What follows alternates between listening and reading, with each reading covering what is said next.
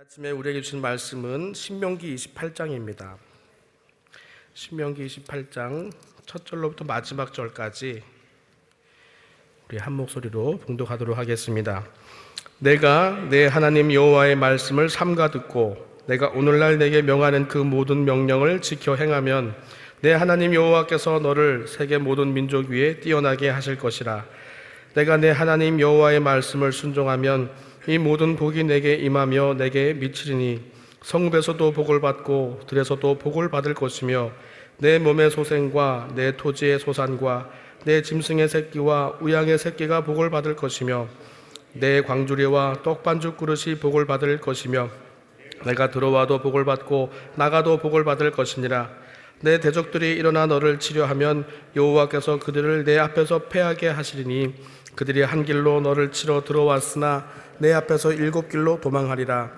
여호와께서 명하사 내 창고와 내 손으로 하는 모든 일에 복을 내리시고 내 하나님 여호와께서 내게 주시는 땅에서 내게 복을 주실 것이며 내가 내 하나님 여호와의 명령을 지켜 그 길로 행하면 여호와께서 내게 맹세하신 대로 너를 세워 자기의 성민이 되게 하시리니 너를 여호와의 이름으로 일컬음을 세계 만민이 보고 너를 두려워하리라.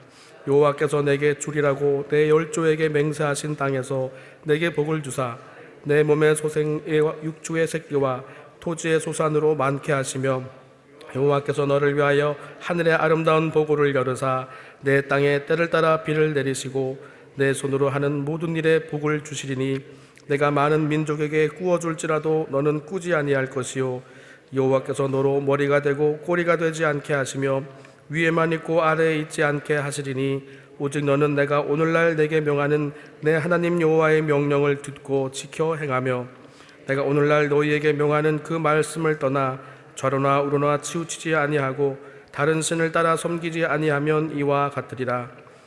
내가 만일 내 하나님 여호와의 말씀을 순종하지 아니하여 내가 오늘날 내게 명하는 모든 명령과 규례를 지켜 행하지 아니하면 이 모든 저주가 내게 임하고 내게 미칠 것이니 내가 성읍에서도 저주를 받으며 들에서도 저주를 받을 것이요 또 내 광주리와 떡반죽 그릇의 저주를 받을 것이요 또 내 몸의 소생과 내 토지의 소산과 내 우양의 새끼가 저주를 받을 것이며 내가 들어와도 저주를 받고 나가도 저주를 받으리라.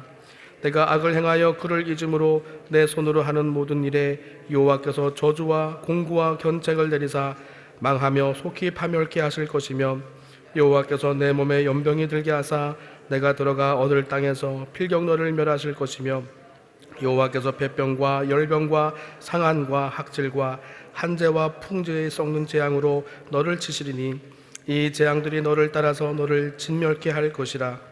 내 머리 위에 하늘은 놋이 되고 내 아래의 땅은 절이 될 것이며 여호와께서 비 대신에 티끌과 모래를 내 땅에 내리시리니 그것들이 하늘에서 내 위에 내려서 필경 너를 멸하리라. 여호와께서 너로 내 대적 앞에 패하게 하시리니 내가 한 길로 그들을 치러 나가서는 그들의 앞에서 7길로 도망할 것이며 내가 또 세계 만국 중에 흩음을 당하고 내 시체가 공중의 모든 새와 땅 짐승들의 밥이 될 것이나 그것들을 쫓아줄 자가 없을 것이며 여호와께서 애굽의 종기와 치질과 계열병과 개창으로 너를 치시리니 내가 치료함을 얻지 못할 것이며 여호와께서 또 너를 미침과 눈멈과 경심증으로 치시리니 소경이 어두운 데서 더듬는 것과 같이 내가 백주에도 더듬고 내 길이 형통치 못하여 항상 압제와 노략을 당할 뿐이니 너를 구원할 자가 없을 것이며 내가 여자와 약혼하였으나 다른 사람이 그와 같이 살 것이요 집을 건축하였으나 거기 거하지 못할 것이요 포도원을 심었으나 내가 그 과실을 쓰지 못할 것이며 내 소를 내 목전에서 잡았으나 내가 먹지 못할 것이며 내 나귀를 내 목전에서 빼앗아 감을 당하여도 도로 찾지 못할 것이며 내 재앙을 대적에게 빼앗길 것이나 너를 도와줄 자가 없을 것이며 내 자녀를 다른 민족에게 빼앗기고 종일 생각하고 알아봄으로 눈이 쇠하여지나 내 손에 능이 없을 것이며 내 토지 소산과 내 수고로 얻은 것을 내가 알지 못하는 민족이 먹겠고 너는 항상 압대와 학대를 받을 뿐이니 이러므로 내 눈에 보이는 일로 인하여 내가 미치리라. 여호와께서 내 무릎과 다리를 쳐서 고치지 못할 심한 종기로 바라게 하여 발바닥으로 종수리까지 이르게 하시리라. 여호와께서 너와 내가 세울 내 임금을 너와 내 열조가 알지 못하던 나라로 끌어가시리니 내가 거기서 목속으로 만든 다른 신들을 섬길 것이며 여호와께서 너를 끌어가시는 모든 민족 중에서 내가 놀램과 속담과 비방거리가 될 것이라. 내가 많은 종자를 들에 심을지라도 백두개가 먹음으로 거둘 것이 적을 것이며 내가 포도원을 심고 다스릴지라도 벌레가 먹음으로 포도를 따지 못하고 포도주를 마시지 못할 것이며 내 모든 경내에 감람나무가 있을지라도 그 열매가 떨어짐으로 그 기름을 내 몸에 바르지 못할 것이며 내가 자녀를 낳을지라도 그들이 포로가 되므로 내게 있지 못할 것이며 내 모든 나무와 토지 소사는 메뚜기가 먹을 것이며 너희 중에 우고하는 이방인은 점점 높아져서 내 위에 뛰어나고 너는 점점 낮아질 것이며 그는 내게 꾸일지라도 너는 그에게 끼지 못하리니 그는 머리가 되고 너는 꼬리가 될 것이라.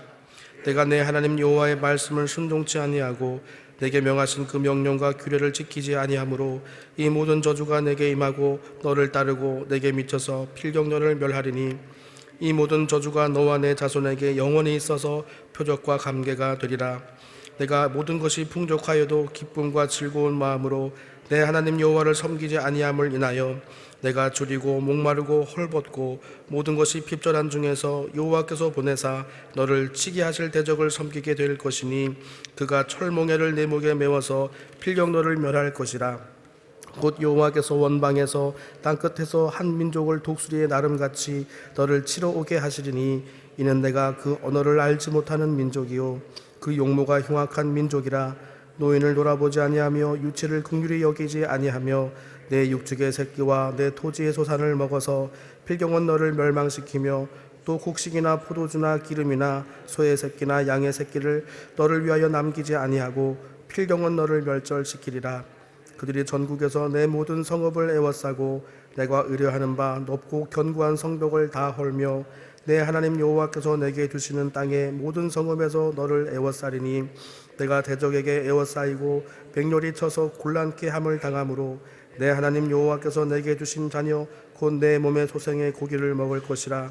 너희 중에 유순하고 연약한 남자라도 그 형제와 그 품의 아내와 그 남은 자녀를 질시하여 자기의 먹는 그 자녀를 그의 고기를 그중 누구에게든지 주지 아니하리니 이는 내 대적이 내 모든 성읍을 에워싸고 맹렬히 너를 쳐서 곤란케 하므로 아무것도 그에게 남음이 없는 연구일 것이며 또 너희 중에 유순하고 연약한 부녀 곧 유순하고 연약하여 그 발바닥으로 땅을 밟아 보지도 아니하던 자라도 그 품의 남편과 그 자녀를 질시하여 그 다리 사이에서 낳은 태와 자기의 낳은 어린 자식을 가만히 먹으리니 이는 내 대적이 내 생명을 에워싸고 맹렬히 쳐서 곤란케 하므로 아무것도 얻지 못함이리라.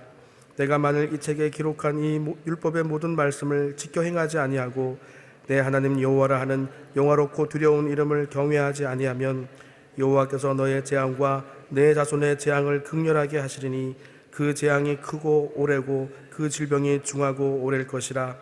여호와께서 내가 두려워하던 애굽의 모든 질병을 내게로 가져다가 내 몸에 들어붙게 하실 것이며 또 이 율법책에 기록지 아니한 모든 질병과 모든 재앙을 너의 멸망하기까지 여호와께서 내게 내리실 것이니 너희가 하늘의 별같이 많았을지라도 내 하나님 여호와의 말씀을 순종치 아니하므로 남는 자가 얼마 되지 못할 것이라.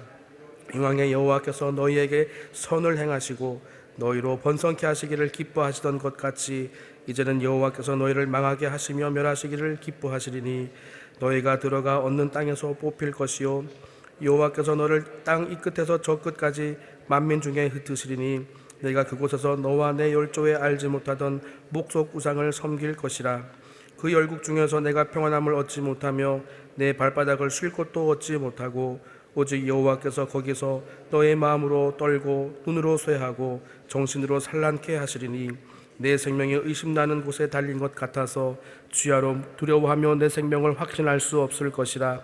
내 마음의 두려움과 눈에 보는 것으로 인하여 아침에는 이르기를 아하 저녁이 되었으면 좋겠다 할 것이요 저녁에는 이르기를 아하 아침이 되었으면 좋겠다 하리라. 여호와께서 너를 배에 실으시고 전에 내게 고하여 이르시기를 내가 다시는 그 길을 보지 아니하리라 하시던 그 길로 너를 애굽으로 끌어가실 것이라. 거기서 너희가 너희 몸을 대적에게 노비를 팔려하냐 너희를 살 자가 없으리라. 아멘.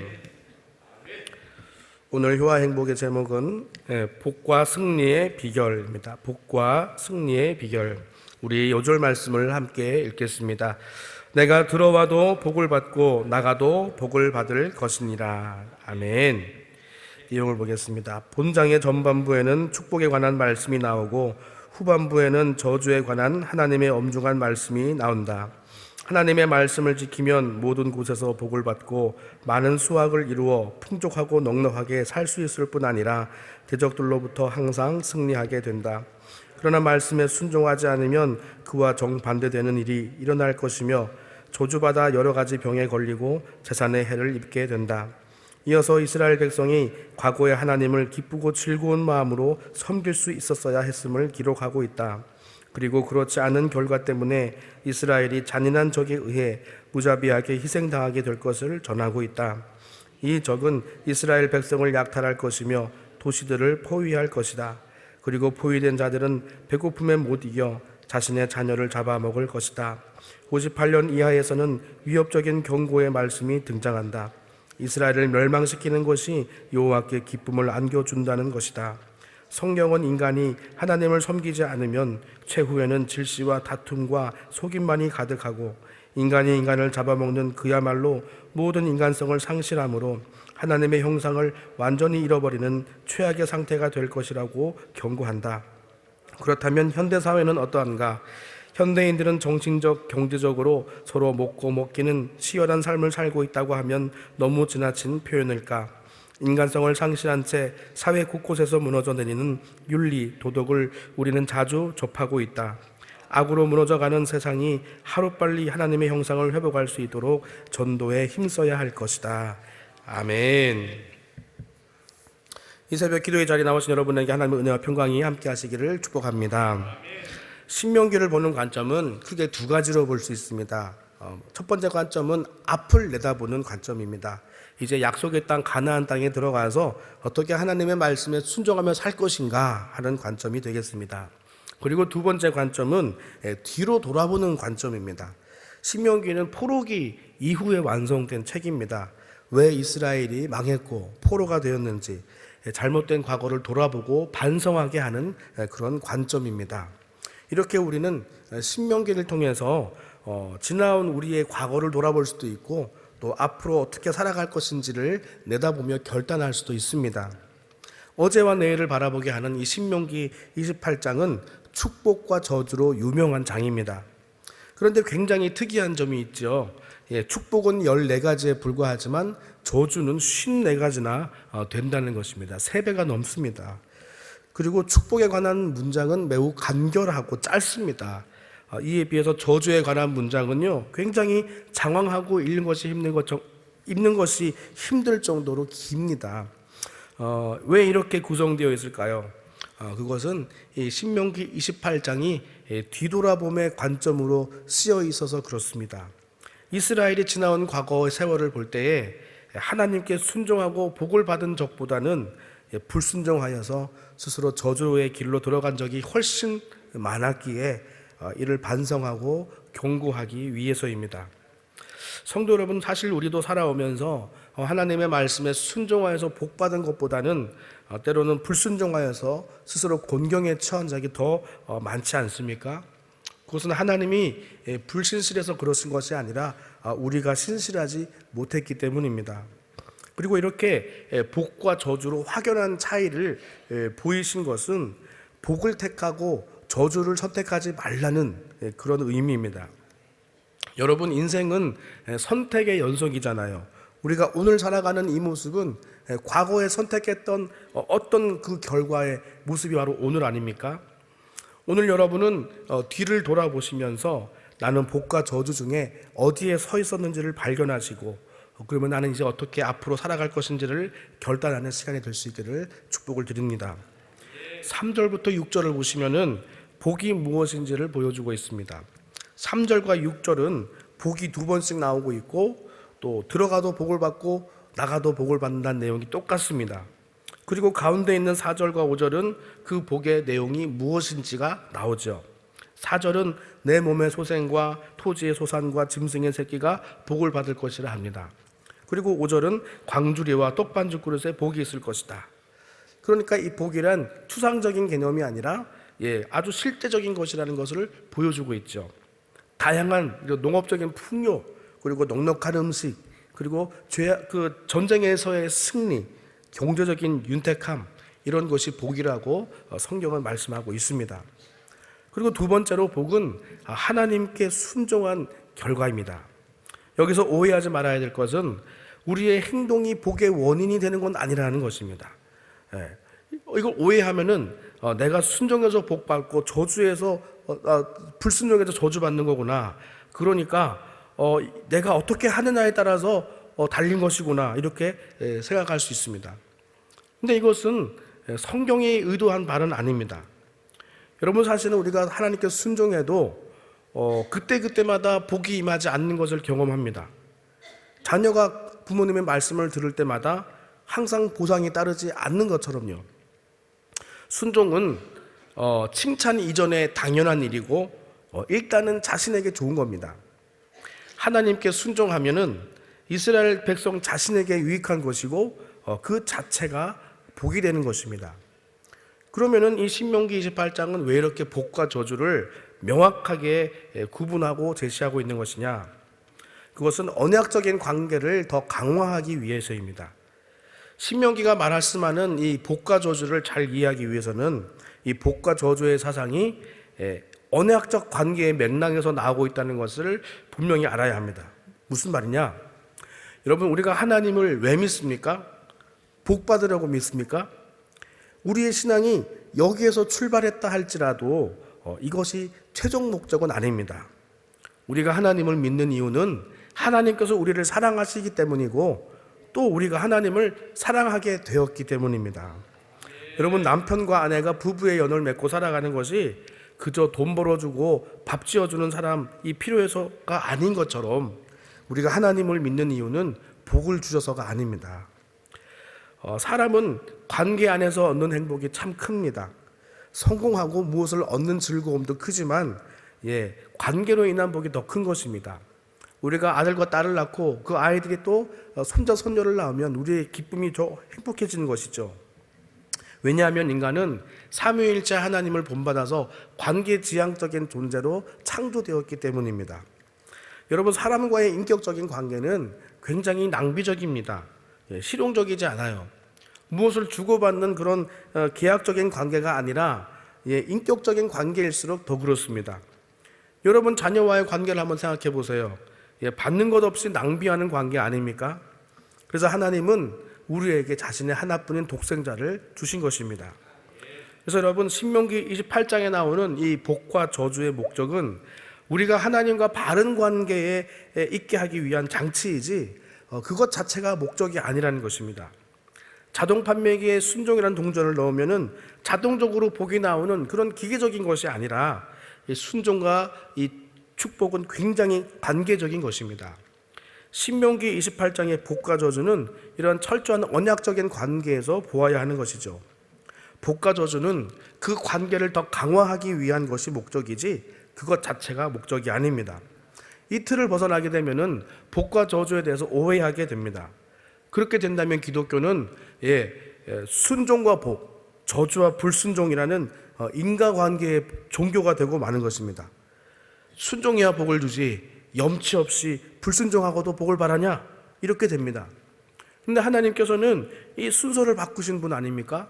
우리가 아직 하나님과 원수되었을 때 그 아들의 생명을 우리에게 주신 분입니다. 기독교는 은혜의 종교지요. 그러면 순종이란 무엇인가? 하나님과의 언약적 관계 안에 있는 것입니다. 그런데 우리의 못된 신분은 그 언약적 관계를 벗어나고도 복을 받기를 원한다는 것이죠. 복은 하나님과 관계에서 동떨어져서는 생각할 수 없는 것입니다. 그래서 순종이라는 것은 복 받기 위한 그런 공식이 아니라 하나님과의 인격적인 관계이고 사랑의 관계이고 또 하나님이 그것을 복과 저주라는 그런 보상과 채찍으로 독려하고 계신 것입니다. 비를 뿌리는 구름 안에 있어야 비를 맞습니다. 그래서 하나님께서는 이 언약적 관계 안에 우리를 두시고자 축복을 통해서 우리를 격려하시고 저주를 통해서 불순종을 경계하고 계신 것이죠. 여러분, 여기에 대한 정확한 개념이 있으셔야 합니다. 복받은 사람은요, 어려운 것이 없는 사람이 아닙니다. 그죠? 그리고 또 복과 저주는 최종적인 결과도 아닙니다. 내가 지금 하나님을 완전히 떠났음에도 불구하고 모든 일이 잘 된다, 그건 복이 아니죠. 또 반대로 내가 건강하지도 않고 모든 것을 다 잃어버린 것 같은데도 하나님과의 관계 그거 하나가 정말 든든하다, 그렇다면 그것은 복입니다. 복은 하나님과의 관계 안에 있는 것입니다. 우리는 자녀가 공부를 때로는 열심히 할 수 있도록 동기부여를 할 때가 있습니다. 성적이 얼마 오르면은 뭘 사주겠다고 약속할 때가 있습니다. 그런데 그 물건을 받는 것이 그 복의 본질이 아니에요. 공부하는 게 복의 본질이고, 아이가 그것을 계기로 하여서 공부를 사랑하게 되면 더할 나위 없이 좋은 일이 되겠죠. 공부를 하면서 공부에 집중하는 능력이 키워지고, 공부를 능률적으로 할 수 있는 방법을 깨치게 되고, 그래서 공부가 쉬워지고 공부를 사랑하게 된다면은 그 아이에게는 이것이 가장 큰 복이 되는 것입니다. 그래서 그 아이는요, 자신에게 자유 시간이 주어진다면은 공부하는 것이 기쁨이 되겠죠. 마찬가지로 신앙생활이 무엇입니까? 하나님을 사랑하는 것이 신앙생활입니다. 하나님께 순종하기 위해서는 처음에는 억지로 성경을 봤어요. 그래서 성경을 읽을수록 하나님이 어떤 분이신지 알게 됩니다. 그래서 하나님을 사랑하게 되고 그 하나님의 선하심을 더 닮아가게 되는 거예요.